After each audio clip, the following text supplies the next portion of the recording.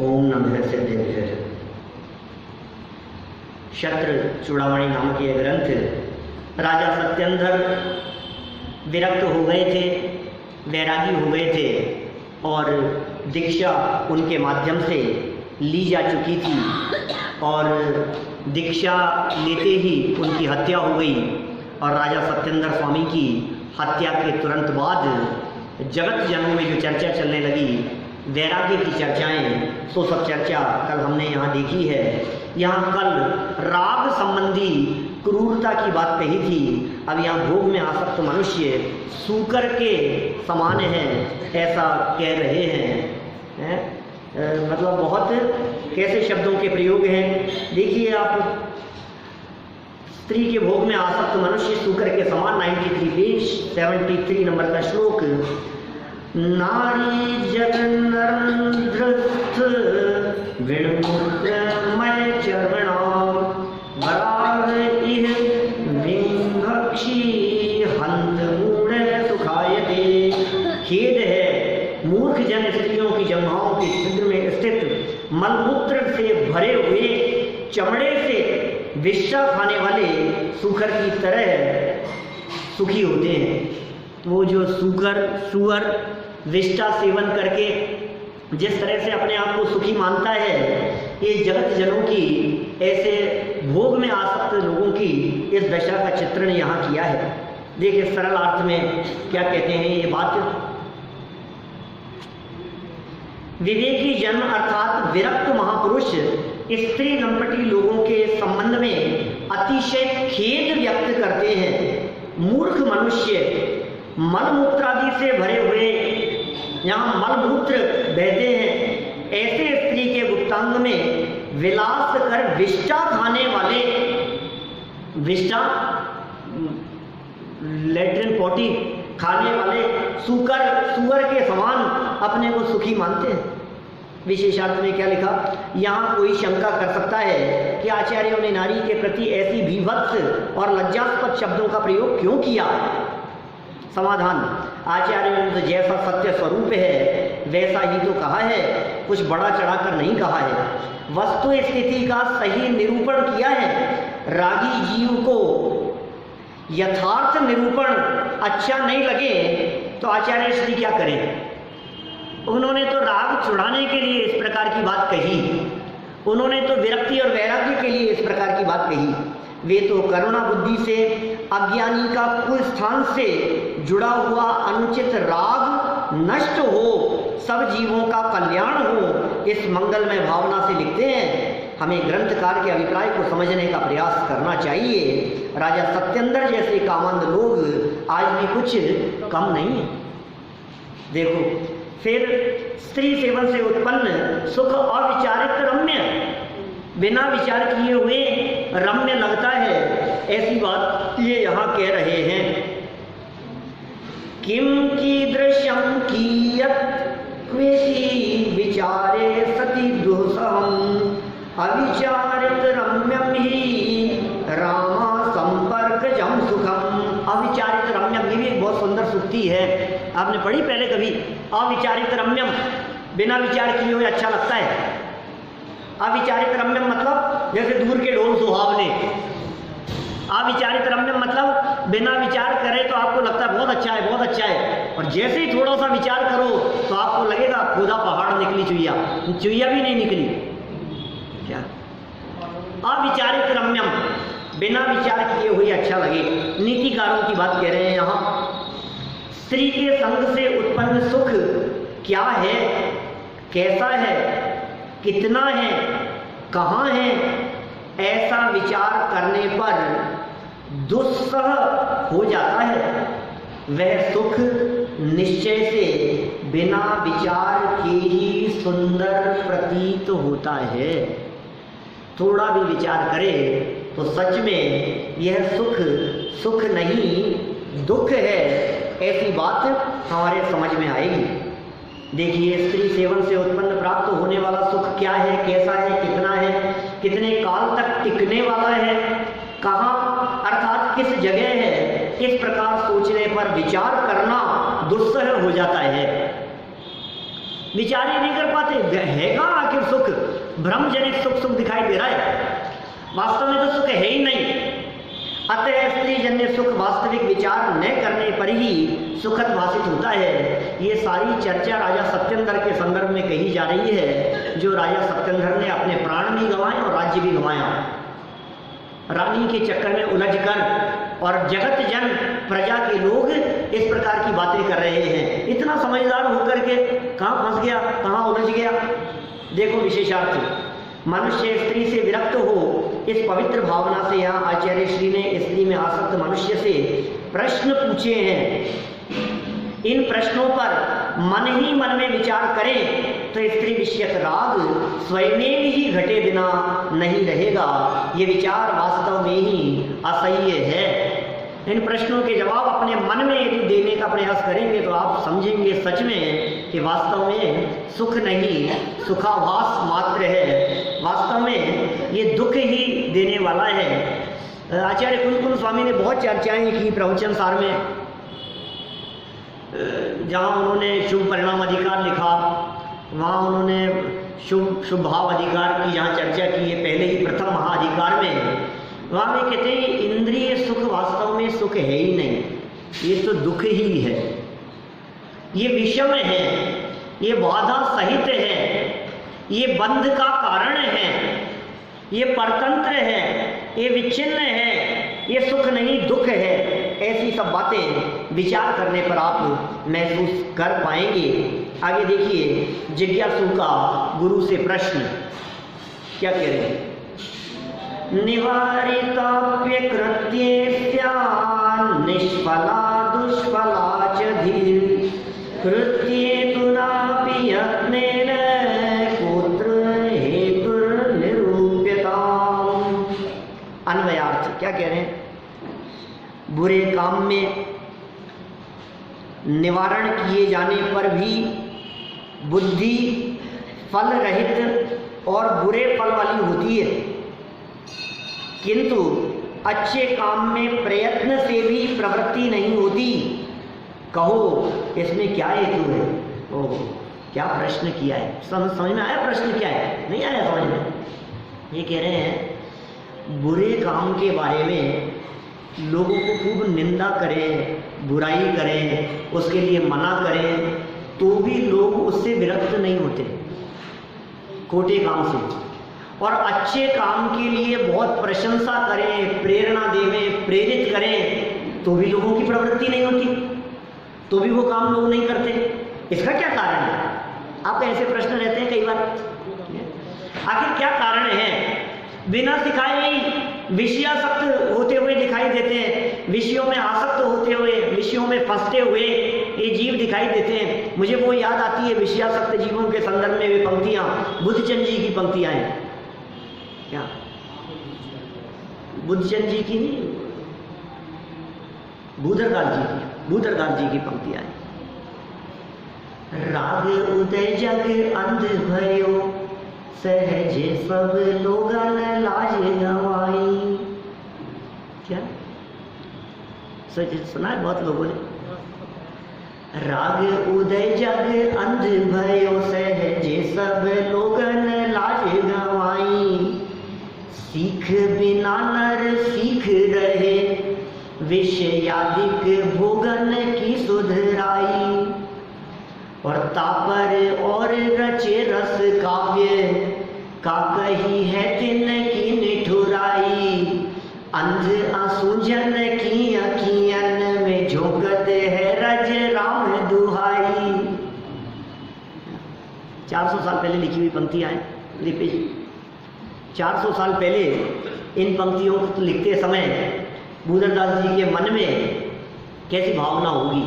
ये सारा जगत राग के उदय से पंचेंद्रिय विषय भोगों को भोगने के लिए मानो अंधा हो रहा है। सारा जगत अंधा है, कुछ होश नहीं है। लाज शर्म सब छोड़ दिए। 400 साल पहले की बात कह रहे हैं। आज का तो जमाना कहाँ क्या हो गया है पता नहीं।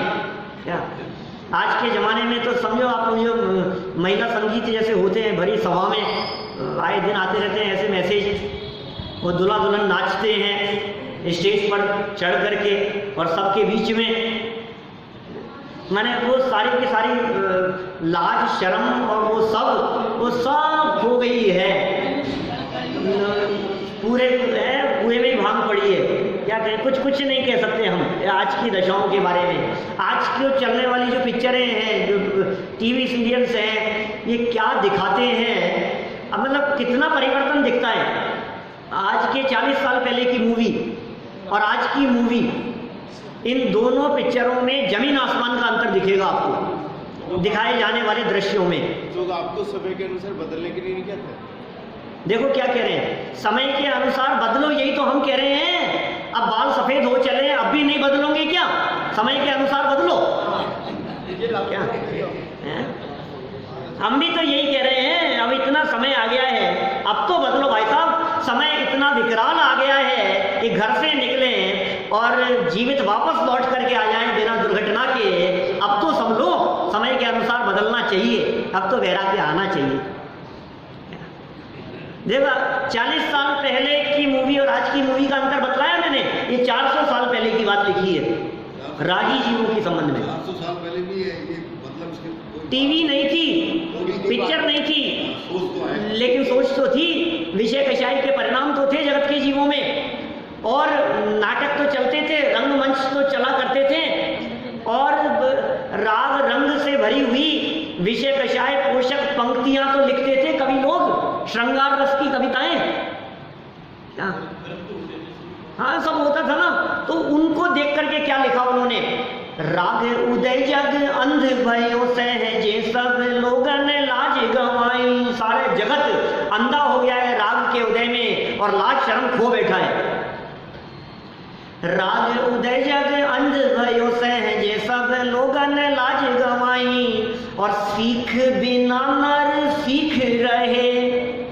बिना सिखाए विषय भोगों को भोगने की कला सिखाने की जरूरत नहीं है, किसी को उपदेश देने की जरूरत नहीं है।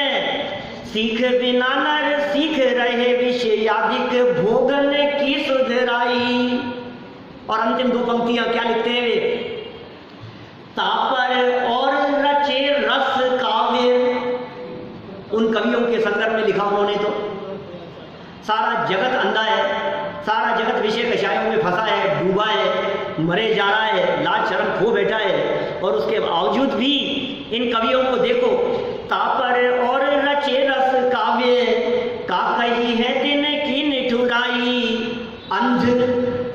अंधे लोग हैं, असूझन, पहले जगत के प्राणी अंधे हैं, जिनकी आंखों से कुछ सूझता नहीं है, और फिर ये क्या काम कर रहे हैं, उनकी आंखों में झोंकते हैं रज राम दुहाई। थोड़े बहुत अंधापन होने पर भी जो थोड़ा बहुत प्रकाश और झलक, थोड़ी बहुत ऐसा चिल्का दिखता है जिसके माध्यम से अपना काम कर सके, तुम उसमें भी धूल झोंकने का काम करते हो। ये कैसी दशा है। आज के समय में यदि वे लिखते तो शायद उनके पास में शब्द ही नहीं होते, हम क्या लिखें। ये कैसी दशा है, कैसी कैसी दशाएं आ गई है आए दिन। यद्यपि समाज सुधारक लोग इन दिशाओं में भी कलम चलाते हैं और लिखते हैं, और अनेक प्रसंगों पर आपको इस तरह के मैसेज भी सुनने पढ़ने देखने को मिलते हैं। प्री वेडिंग शूट के संबंध में भी एक बहुत सुंदर आलेख आया था, और बहुत सुंदर लिखते हैं लोग, आप क्या कर रहे हो, क्या हो रहा है। लेडी संगीत के नाम पर महीनों महीनों तक चलने वाली प्रैक्टिस, और अन्य मतावलंबी लोग आते हैं और वो आपको हाथ पकड़ करके आपके कमर घुमा करके आपको नचाते हैं, और क्या क्या हो रहा है ये सब, न मालूम क्या चल रहा है। चलो खैर जो भी है स्थिति, ये सब उसका निषेध करने के लिए कह रहे हैं यहाँ। अब देखो ये बात अच्छी बात कही जा रही है ना, लेकिन इस अच्छी बात का असर नहीं होता। सुनो ये लाइनें हैं यहाँ, ये जो वाजिब सिंह सूरी आचार्य कह रहे हैं, ये प्रश्न किया है, जिज्ञासु ने प्रश्न किया है। किससे? अपने गुरु से प्रश्न किया कि गुरुजी एक बात समझ में नहीं आती, आप इतनी अच्छी अच्छी बातें बतलाते हो और उसके बावजूद सुनने वाले लोगों को बार बार कहने पर भी सुनने के लिए लोग नहीं आते हैं क्या? और जो लोग इधर उधर की बातें करें और फंसाने वाले ठग लोग हों, उनको हजारों लोग मिल जाते हैं, लाखों लोग मिल जाते हैं। ये क्या चक्कर है? अच्छी बातों को लोग स्वीकार नहीं करते और खराब बातों को बिना समझाए बिना सिखाए लोग स्वीकार कर लेते हैं। आखिर कारण क्या है, ये बात इस श्लोक में कही गई है। चले क्या कह रहे हैं, किसी पाप कार्य में मेरी बुद्धि ना लगे, मन में ऐसा विचार करने पर भी बुद्धि असफल होती है। माने बुद्धि असफल हो जाती है, इसमें मेरा उपयोग नहीं लगे, लेकिन क्या करूं, बार बार विचार करने पर भी बुद्धि को कमजोर महसूस करता हूं, क्योंकि पाप की तरफ उपयोग चला जाता है। अर्थात पाप कार्यों में बुद्धि लग ही जाती है। क्या पाप कार्यों में बुद्धि लगी जाती है। 10 लक्षण पर्व आने वाले हैं, भाद्र मास तो चल ही रहा है, 16 कारण पर्व तो चल ही रहे हैं। कैसे बिताएंगे आप? एक मैसेज डाला था मैंने, जैन पाठशाला पिड़ावा की पंक्तियां कुछ, आप कैसे मनाएंगे, आप कैसे संयम से 10 लक्षण पर्व को बिताने की भावना भाते हैं? बोलो, क्या क्या भावनाएं, किस प्रकार त्याग, किस प्रकार संयम, किस प्रकार वैराग्य से आप अपने 10 लक्षण पर्व को बिताएंगे? धर्म ज्ञान से, भक्ति से, प्रवचन सुनकर, स्वाध्याय करके, अधिक से अधिक ये जैन धर्म क्या है इस बात को समझकर यदि नहीं करते हैं तो फिर कुछ सार्थकता नहीं है। ऐसे तो पर्व बहुत आ गए जीवन में, हमारी जितनी उम्र है उससे 3 गुना ज़्यादा बार 10 लक्षण पर्व आ चुके अपनी लाइफ में। साल में 3 बार आते हैं, साल में 3 बार 10 लक्षण पर्व आते हैं, तो कितने साल के हो भैया? 50, 150 10 लक्षण पर्व आ गए आपकी लाइफ में। बोलो, लेकिन क्या है 10 लक्षण पर्व, क्या है 10 लक्षण का मर्म, क्या है ये जैन धर्म? सोचो जरा, कहता क्या है जैन धर्म, बड़ी मुश्किल से पाया है मानव जन्म, सिद्ध सी सभी की आत्मा, सिद्ध सी सभी की आत्मा। सोचो जरा, कहता क्या है जैन धर्म, बड़ी मुश्किल से पाया है मानव जन्म। सोचो जरा, सोचो तो सही, सोचने के लिए सारी बातें। देखो, बुद्धि पाप में लगी जाती है, क्या करें? इतना ही नहीं, बुद्धि विपरीत फलदात्री भी होती है।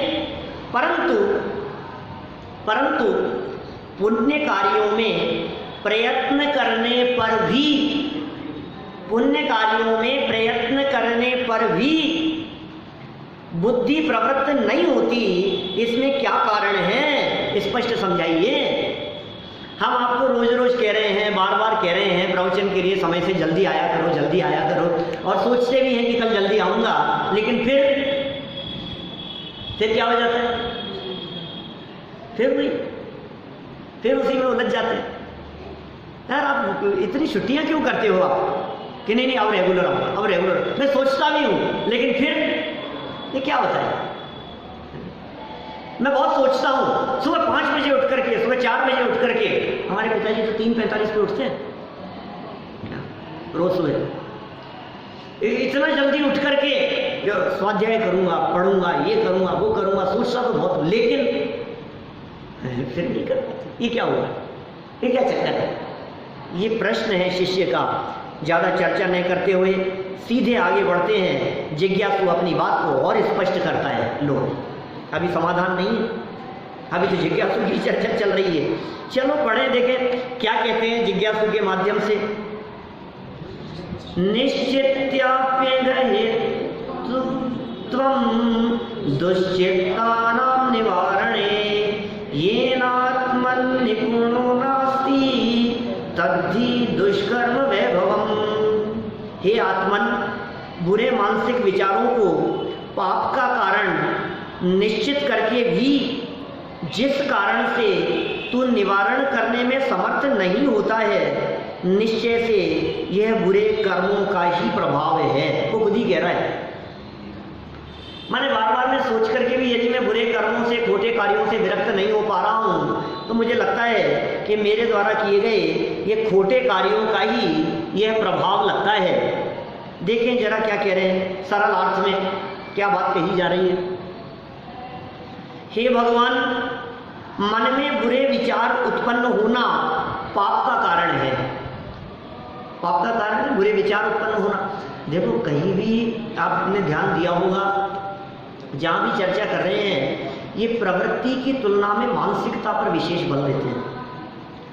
इसका मतलब शरीर की क्रिया और बाहर से होने वाली प्रवृत्ति वो सब जड़ की क्रिया है, उसका कर्ता धर्ता तू नहीं है, लेकिन उस प्रवृत्ति के साथ में चलने वाला जो परिणाम भाव है, उन भावों का कर्ता तू है, वो तेरा अपराध है। इसलिए भावों को संभालने की बात कहते हैं, अपने विचारों को संभालना, अपने भावों को संभालना। हे भगवान, मन में बुरे विचार उत्पन्न होना पाप का कारण है, ऐसा निर्णय होने पर भी जीव उनका निराकरण करने में समर्थ नहीं होता। ऐसा विचार करने पर भी ये पाप का कारण है, ये विचार नहीं आने चाहिए, ये खोटे भाव है, नहीं होना चाहिए ऐसा निर्णय होने पर भी बोलो चोरी का भाव आ जाता है, कुशील का भाव आ जाता है, हिंसा का भाव आ जाता है। ये मर क्यों नहीं जाता? मारने का भाव आ जाता है कि मच्छर खत्म कर देने चाहिए। ये क्या करती है ये नगर निगम? कुछ करती नहीं। कितने मच्छर हो रहे हैं, पूरे नगर के मच्छरों को मारने का ठेका इसने ले रखा है। ये कैसे कैसे परिणाम कर लेता है, सब खत्म हो जाने चाहिए, मारेगा एक भी मच्छर नहीं। क्या भाव ऐसा करना है, खत्म कर देना चाहिए सब, कुछ तो करना चाहिए इनको। कितने मच्छर, कितनी बीमारियां फैल रही है। अरे भैया तू क्यों खोटे भाव कर रहा है, कसाईयों जैसे भाव क्यों करता है तू? ये हिंसक परिणाम क्यों आ रहे हैं? ये हिंसक परिणाम निश्चित रूप से हमारे लिए अशुभ का संकेत देने वाले हैं। ऐसा विचार करके अशुभ भावों से, पाप भावों से विरक्त होने का प्रयास किया जाना चाहिए। शिक्षा है, ऐसा निर्णय है कि नहीं आपको? बोलो क्या कहना है? निर्णय है ना हमारे को, पक्का निर्णय है साहब, पक्का भरोसा है। सही कह रहे हैं आप। बहुत बार ऐसा होता है, हमारे मन में ऐसा भाव आता है, ये ऐसा नहीं होना चाहिए, ये गलत काम है, मैं हरगिज नहीं करने दूंगा, ये काम तो हरगिज नहीं होगा। और फिर पता नहीं क्या हो जाता है कि खुद ही उस काम को करने के लिए बढ़ जाता है। ये क्या होगा? ऐसा नहीं होना चाहिए, ऐसा होना चाहिए। ये कह रहे हैं ऐसा निर्णय होने पर भी जीव उनका निराकरण करने में समर्थ नहीं होता। मैं तो निश्चय से इसका कारण दुष्कर्मों का प्रभाव ही मानता हूँ, अर्थात कर्म ही बलवान है। ये शिष्य की जिज्ञासा है, ये जिज्ञासु का प्रश्न है कि मुझे तो ऐसा लगता है कि ये कर्म ही बलवान है, ये कर्म बहुत पावरफुल है, ये कर्म बहुत ताकतवर है, मेरे नहीं चाहते हुए भी मेरे द्वारा ये काम इन कर्मों ने करा दिया है। जवाब तो गुरु देंगे। अभी तो जिज्ञासु अनेक तर्क प्रस्तुत कर रहा है कर्म के बलवान पने के संदर्भ में। बलवान कर्म है या बलवान आत्मा है, कैसा स्वरूप है, इसके संदर्भ में भी आपको जानना हो तो कल ठीक 9:15 बजे चर्चा को प्रारंभ करेंगे। आज पहले प्रवचन में थोड़ा मैंने समय ज़्यादा ले लिया था, इसलिए इस दूसरे प्रवचन को मैं थोड़ा कम कर रहा हूँ, जिससे कि आप लोगों को किसी को विलंबन ना हो। यही विराम देता हूँ।